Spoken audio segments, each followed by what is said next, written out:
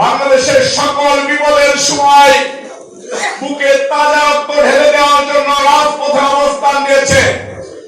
দীর্ঘ 17 বছর যাবৎ ফখরুদ্দিন মঈনুদ্দিন থেকে শুরু করে স্বৈরাচার শেখ হাসিনা পর্যন্ত বিদায় করার জন্য আমরা এই রাজপথে জীবন দিয়েছি। বিএনপির ভারপ্রাপ্ত চেয়ারম্যান জনাব তারেক রহমান সাহেবের নেতৃত্বে এই দেশকে রক্ষা করা জাতীয়তাবাদী শক্তির নৈতিক দায়িত্ব, এদেশকে রক্ষা করা জাতীয়তাবাদী যুব দলের নৈতিক দায়িত্ব।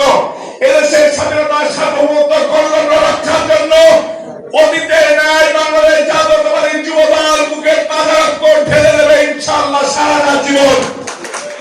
স্বৈরাচার হাসিনা বিরোধী আন্দোলনে আমরা যেরকম ঐক্যবদ্ধ ছিলাম, সামনে ঠিক একইভাবে আমাদেরকে ঐক্যবদ্ধ থাকতে হবে। স্বৈরাচার হাসিনা ছিল একটা দৃশ্যমান শক্তি। আমাদের সামনে যে শক্তি এখন উপস্থিত হয়েছে তারা অদৃশ্য শক্তি, তা কালো ছায়া, তারা বাংলাদেশের মাটিতে কালো ছায়া বিস্তার করে বাংলাদেশকে ধ্বংসের ষড়যন্ত্রে লিপ্ত হয়েছে। এই ষড়যন্ত্রকারীদেরকে জাতীয়তাবাদী যুব দল কেন্দ্রীয় নির্বাহী কমিটির সংগ্রামী সভাপতি আব্দুল মুনায়েম মুন্না নুরুল ইসলাম নওয়ারের নেতৃত্বে আমরা ঐক্যবদ্ধভাবে ইনশাআল্লাহ ঠেলে দেব।